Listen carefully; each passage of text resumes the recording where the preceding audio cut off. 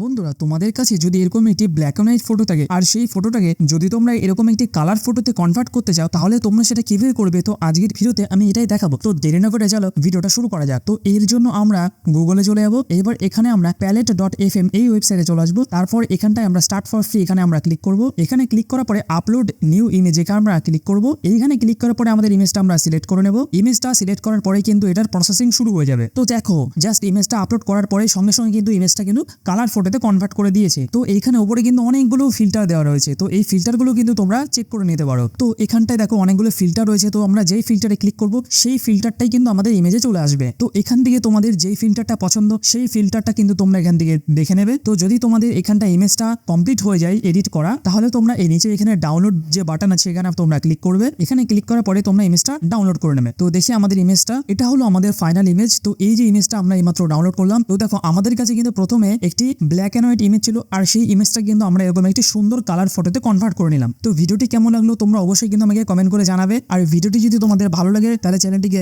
Subscribe করতে কিন্তু ভুলবেন না।